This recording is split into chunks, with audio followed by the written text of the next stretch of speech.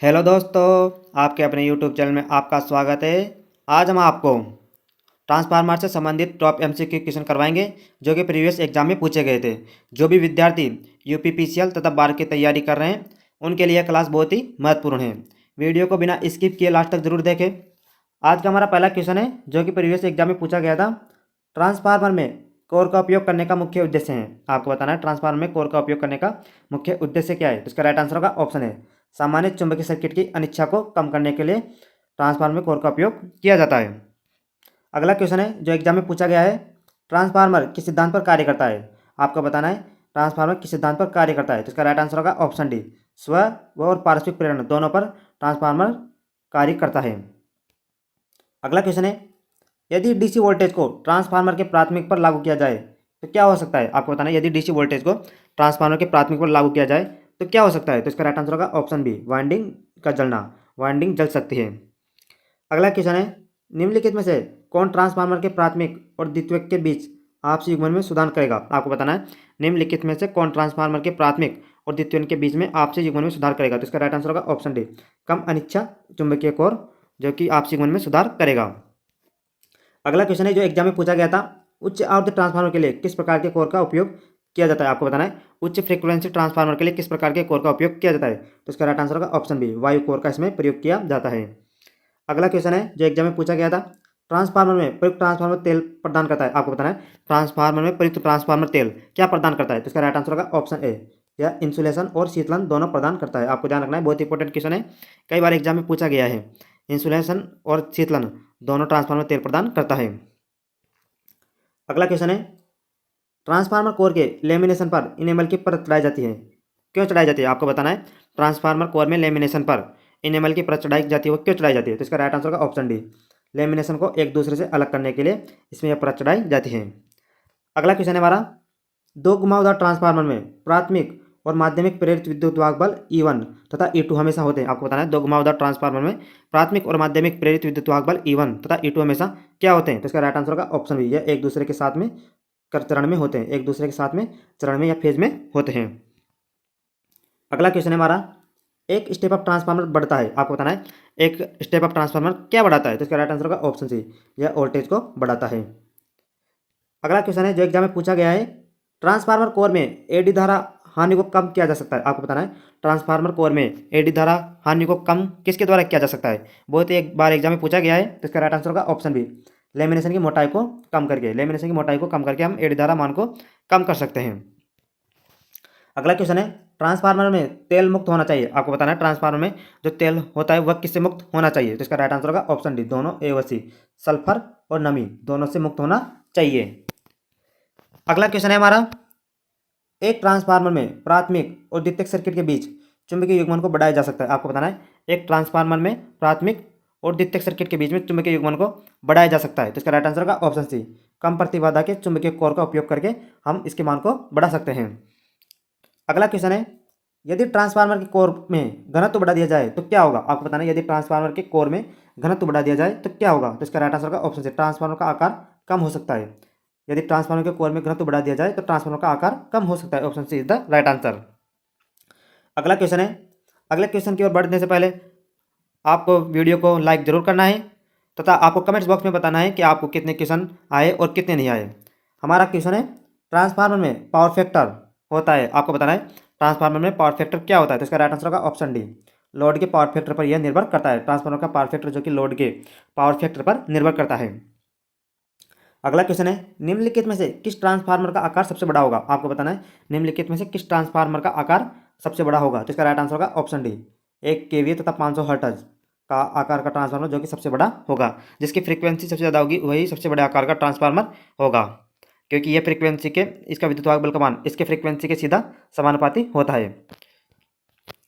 अगला क्वेश्चन है, एक ट्रांसफार्मर परिवर्तित होता है। आपको बताना है एक ट्रांसफार्मर जो कि क्या परिवर्तित करता है। तो इसका राइट आंसर होगा ऑप्शन डी, वोल्टेज और करंट दोनों का मान इसमें परिवर्तित होता है, क्योंकि वोल्टेज का मान बढ़ने से धारा का मान घटता है और वोल्टेज का मान कम होने पर धारा का मान बढ़ता है। तो इसका राइट आंसर हो जाएगा ऑप्शन डी। अगला क्वेश्चन है, एक ट्रांसफार्मर निम्नलिखित में से परिवर्तित नहीं करता है। आपको बताना है एक ट्रांसफार्मर निम्नलिखित में से क्या परिवर्तित नहीं करता है। तो इसका राइट आंसर होगा ऑप्शन डी, वह फ्रीक्वेंसी व तरंग रूप दोनों को परिवर्तित नहीं करता है। Option D is the right answer. अगला क्वेश्चन है, एक ट्रांसफार्मर चुंबकीय प्रवाह के लिए एक पथ प्रदान करता है।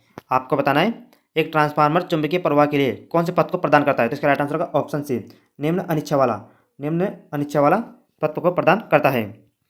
अगला क्वेश्चन है जो एग्जाम में पूछा गया था, एक साधारण ट्रांसफार्मर पर कार्य करता है। आपको बताना है एक साधारण ट्रांसफार्मर किस पर कार्य करता है। तो इसका राइट आंसर होगा ऑप्शन है, यह एसी पर कार्य करता है, यह डीसी पर कार्य नहीं करता है, क्योंकि ट्रांसफार्मर को डीसी पर लगाएंगे तो इसकी वाइंडिंग जल जाएगी।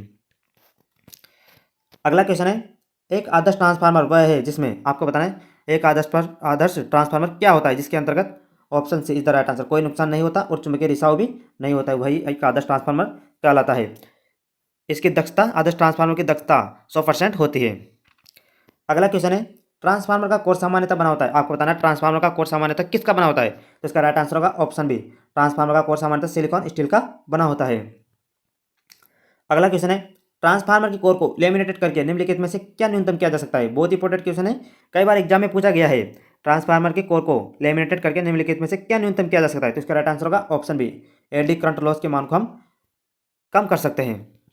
अगला क्वेश्चन है ट्रांसफार्मर कोर के लेमिनेशन की मोटाई आमतौर पर क्या क्रम की होती है। आपको बताना ट्रांसफार्मर कोर के लेमिनेशन की मोटाई आमतौर पर किस क्रम की होती है। तो इसका राइट आंसर का ऑप्शन है 0.35 mm से 0.5 mm तक इसकी मोटाई होती है।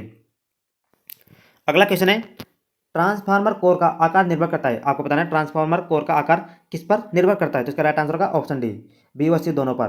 कोर सामग्री का फ्लक्स घनत्व और फ्रीक्वेंसी यह दोनों पर निर्भर करता है। अगला क्वेश्चन है पावर ट्रांसफार्मर में ब्रिज का उपयोग किया जाता है। आपको बताना है पावर ट्रांसफार्मर में ब्रिज का उपयोग किसके लिए किया जाता है। तो इसका राइट आंसर होगा ऑप्शन डी, हवा से नमी निकालने के लिए। हवा से नमी निकालने के लिए पावर ट्रांसफार्मर में ब्रिज का प्रयोग किया जाता है। अगला क्वेश्चन है ट्रांसफार्मर में कंजर्वेटर होता है। आपको बताना ट्रांसफार्मर में कंजर्वेटर कहाँ पर होता है। तो इसका राइट आंसर होगा ऑप्शन बी, टैंक के शीर्ष पर लगा हुआ एक एयर टाइट धातु का ड्रम जो कि कंजर्वेटर कहलाता है, यह ट्रांसफार्मर के ऊपर लगा होता है। अगला क्वेश्चन है एक ट्रांसफार्मर में उसके प्राइमरी तथा सेकेंडरी के बीच प्रतिरोध होना चाहिए। आपको बताना है एक ट्रांसफार्मर में उसके प्राइमरी और सेकेंडरी वाइंडिंग के बीच में प्रतिरोध होना चाहिए। तो इसका राइट आंसर होगा ऑप्शन है, इसका प्रतिरोध अनंत होता है, क्योंकि ये प्राइमरी तथा सेकेंडरी वाइंडिंग आपस में टच नहीं होती तो उसका प्रतिरोध अनंत होता है।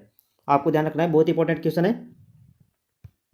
अगला क्वेश्चन है बड़े पावर ट्रांसफार्मर के लिए उपलब्ध कोर स्पेस का सर्वोत्तम उपयोग किया जा सकता है। आपको बताना है बड़े पावर ट्रांसफार्मर के लिए उपलब्ध कोर स्पेस का सर्वोत्तम उपयोग किया जा सकता है। तो इसका राइट आंसर होगा ऑप्शन बी, चरणबद्ध कोर अनुभाग में इसका प्रयोग किया जा सकता है। अगला क्वेश्चन है ट्रांसफार्मर के 5 लिंब कोर निर्माण में 3 लिंब कोर निर्माण की तुलना में लाभ होता है। आपको बताना है ट्रांसफार्मर के 5 लिंब कोर के निर्माण की तुलना में 3 लिंब कोर निर्माण का क्या लाभ होता है। तो इसका राइट आंसर होगा ऑप्शन सी, 3 चरणों की चुंबकीय अनिच्छा को संतुलित किया जा सकता है। आपको ध्यान रखना है 3 चरणों की चुंबकीय अनिच्छा को हम संतुलित कर सकते हैं, लेकिन 5 लिंब कोर के निर्माण की अनिच्छा को हम संतुलित नहीं कर सकते हैं। अगला क्वेश्चन है एक ट्रांसफार्मर में संकेंद्रित वाइंडिंग के मामले में कम वोल्टेज वाइंडिंग के कोर के करीब रखा जाता है, क्योंकि यह कम करता है। आपको बताना है एक ट्रांसफार्मर में संकेंद्रित वाइंडिंग के मामले में कम वोल्टेज वाइंडिंग को कोर के करीब रखा जाता है, क्योंकि यह कम करता है। तो इसका राइट आंसर होगा ऑप्शन बी, इंसुलेशन आवश्यकता को यह कम करता है। अगला क्वेश्चन है ट्रांसफार्मर वाइंडिंग को बीच में टेप किया जाता है, क्योंकि आपको बताना ट्रांसफार्मर वाइंडिंग को बीच में टेप क्यों किया जाता है। तो इसका राइट आंसर होगा ऑप्शन है, यह वाइंडिंग पर अक्षीय बल को समाप्त करता है, यह वाइंडिंग पर अक्षीय बलों को समाप्त करता है, इसलिए इसको बीच में टेप किया जाता है। अगला क्वेश्चन है ट्रांसफार्मर में प्रवेश करने वाली हवा से नमी को अवशोषित करने के लिए निम्नलिखित में से किस सामग्री का उपयोग किया जाता है। तो इसका राइट आंसर होगा option B, silica gel. Silica gel का उपयोग किया जाता है। आपको कमेंट्स बॉक्स में बताना है शुष्क सिलिका जेल का कलर और नमी सोखने के बाद में सिलिका जेल का कलर किस रंग का हो जाता है। अगला क्वेश्चन है निम्नलिखित में से कौन बिजली चमकने और स्विचिंग के कारण होने वाले उच्च वोल्टेज उछाल में सुरक्षा का कार्य करता है। आपको बताना है निम्नलिखित में से कौन बिजली चमकने और स्विचिंग के कारण होने वाले उच्च वोल्टेज उछाल से सुरक्षा का कार्य प्रदान करता है। तो इसका राइट आंसर होगा ऑप्शन है, हॉर्न्स गैप इसमें सुरक्षा प्रदान करता है। अगला क्वेश्चन है ट्रांसफार्मर पर टेप चेंजर का उपयोग किसके लिए किया जाता है। आपको बताना है ट्रांसफार्मर पर टेप चेंजर का उपयोग किसके लिए किया जाता है। तो इसका राइट आंसर होगा ऑप्शन बी, माध्यमिक वोल्टेज में समायोजन के लिए टेप चेंजर का उपयोग किया जाता है। अगला क्वेश्चन है ट्रांसफार्मर में अतिधारा प्रभाव डालती है। आपको बताना है ट्रांसफार्मर में अतिधारा प्रभाव किस किस का प्रभाव डालती है। तो इसका राइट आंसर का ऑप्शन डी, इंसुलेशन जीवन, तापमान वृद्धि व यांत्रिक तनाव तीनों का प्रभाव डालती है। Option D is the right answer. अगला क्वेश्चन है हमारा आज का उच्चतम रेटिंग वाले ट्रांसफार्मर का अनुप्रयोग होने की संभावना है। आपको बताना है उच्चतम रेटिंग वाले ट्रांसफार्मर का अनुप्रयोग होने की संभावना है। तो इसका राइट आंसर का ऑप्शन है, जनरेशन में इसका उपयोग किया जाता है। अगला क्वेश्चन है जो एग्जाम में पूछा गया था, ट्रांसफार्मर की रेटिंग आमतौर पर के रूप में व्यक्त की जाती है। आपको बताना ट्रांसफार्मर की रेटिंग आमतौर पर किसमें व्यक्त की जाती है, तो इसका राइट आंसर होगा option B KVA, kilo volt ampere में ट्रांसफार्मर की रेटिंग व्यक्त की जाती है। अगला क्वेश्चन है, चुंबकीय बलों द्वारा निर्धारित लेमिनेशन के कंपन के कारण ट्रांसफार्मर में होने वाले शोर को क्या कहा जाता है। आपको बताना चुंबकीय बलों द्वारा निर्धारित लेमिनेशन के कंपन के कारण ट्रांसफार्मर में होने वाले शोर को क्या कहते हैं, तो इसका राइट आंसर होगा ऑप्शन डी, इसे हम गुंजन शोर कहते हैं। Option D is the right answer. अगला क्वेश्चन है, एक पावर ट्रांसफार्मर द्वारा वहन किया जा सकने वाला अधिकतम भार उसके द्वारा सीमित होता है। आपको बताना एक पावर ट्रांसफार्मर द्वारा वहन किया जा सकने वाला अधिकतम भार उसके द्वारा सीमित होता है। इसका राइट आंसर होगा ऑप्शन ए, वोल्टेज अनुपात द्वारा सीमित होता है। अगला क्वेश्चन है, 3 फेज ट्रांसफार्मर में प्राथमिक वोल्टेज और प्रेरित माध्यमिक वाइंडिंग वोल्टेज के बीच में कितना अंतर होता है, तो इसका राइट आंसर होगा ऑप्शन सी, 180 डिग्री का अंतर होता है। अगला क्वेश्चन है, एक ट्रांसफार्मर में पारस्परिक फ्लक्स का परिमाण होता है। आपको बताना है एक ट्रांसफार्मर में पारस्परिक फ्लक्स का क्या परिमाण होता है, तो इसका राइट आंसर होगा ऑप्शन डी, सभी भार पर समान रहता है।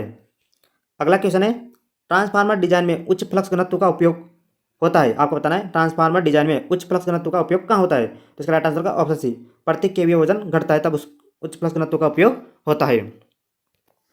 अगला क्वेश्चन है, समान रेटिंग की विद्युत मोटर की तुलना में ट्रांसफार्मर की दक्षता है। आपको बताना समान रेटिंग की विद्युत मोटरों की तुलना में ट्रांसफार्मर की दक्षता क्या होती है, तो इसका राइट आंसर होगा ऑप्शन बी, बहुत अधिक। ट्रांसफार्मर की दक्षता बहुत अधिक होता है। अगला क्वेश्चन है, ट्रांसफार्मर द्वारा लिया गया नो लोड करंट लागू वोल्टेज से लगभग पीछे रहता है। आपको बताना ट्रांसफार्मर द्वारा लिया गया नो लोड करंट लागू वोल्टेज से लगभग कितने डिग्री पीछे रहता है, तो इसका राइट आंसर होगा ऑप्शन डी, 80 डिग्री पीछे रहता है। अगला क्वेश्चन है, एक आदर्श ट्रांसफार्मर वह है जो, आपको बताना है एक आदर्श ट्रांसफार्मर क्या होता है, तो इसका राइट आंसर होगा ऑप्शन बी, कोई नुकसान और कोई चुंबकीय रिसाव नहीं होता है, वह आदर्श ट्रांसफार्मर कहलाता है। अगला क्वेश्चन है, 2 वाइंडिंग ट्रांसफार्मर में प्राथमिक और द्वितीयक प्रेरित विद्युत E1 तथा E2 हमेशा होते हैं, तो इसका राइट आंसर होगा वह एक दूसरे के साथ चरण में होते हैं। Option A is the right answer. ये रिपीटेड क्वेश्चन है, पहले भी इसको हमने कर लिया है। अगला क्वेश्चन है, वितरण ट्रांसफार्मर को अधिकतम दक्षता के लिए डिजाइन किया जाता है। बहुत इंपॉर्टेंट क्वेश्चन है, कई बार एग्जाम में पूछा गया है। वितरण ट्रांसफार्मर को अधिकतम दक्षता के लिए डिजाइन किया गया है, तो इसका राइट आंसर होगा ऑप्शन सी, पूर्ण भार का 50% या पूर्ण भार का आधे पर वितरण ट्रांसफार्मर की अधिकतम दक्षता होती है। अगला क्वेश्चन है, ट्रांसफार्मर लेमिनेशन के लिए सिलिकॉन स्टील का उपयोग कम हो जाता है। आपको बताना ट्रांसफार्मर में लेमिनेशन के लिए सिलिकॉन स्टील का उपयोग क्यों किया जाता है। आपको बताना है सिलिकॉन स्टील धातु का उपयोग हम क्यों करते हैं, तो इसका राइट आंसर होगा ऑप्शन बी, स्ट्रेसेस हानियों को कम करने के लिए सिलिकॉन स्टील का प्रयोग किया जाता है। और सिलिकॉन स्टील को लेमिनेटेड क्यों किया जाता है, एडी धारा मान की एडी धारा हानियों को कम करने के लिए हम सिलिकॉन स्टील को लेमिनेटेड करते हैं। अगला क्वेश्चन है, ट्रांसफार्मर के लेमिनेशन के लिए विशेष सिलिकॉन स्टील का उपयोग किया जाता है क्योंकि इसमें होता है। आपको बताना ट्रांसफार्मर के लेमिनेशन के लिए विशेष सिलिकॉन स्टील का उपयोग किया जाता है क्योंकि इसके लिए होता है, तो इसका राइट आंसर होगा ऑप्शन बी, इसका उच्च प्रतिरोध व कम स्ट्रेसेस हानियां होती है। अगला क्वेश्चन है, खुले सर्किट पर ट्रांसफार्मर की व्यावहारिक दक्षता होती है। आपको बताना है ओपन सर्किट पर ट्रांसफार्मर की व्यावसायिक दक्षता क्या होती है, तो इसका राइट आंसर होगा ऑप्शन है, खुले सर्किट पर ट्रांसफार्मर की व्यावसायिक दक्षता 0 होती है। इसी के साथ आज की वीडियो हमारी यहीं समाप्त होती है। यदि आपको वीडियो अच्छी लगी हो हमारे चैनल को सब्सक्राइब जरूर करें और बेल आइकन को जरूर दबाएं तथा ऐसी ही वीडियो देखने के लिए हमारी वीडियो को लाइक तथा शेयर जरूर करें। इसी के साथ हम अपनी वीडियो को यहीं समाप्त करते हैं। धन्यवाद।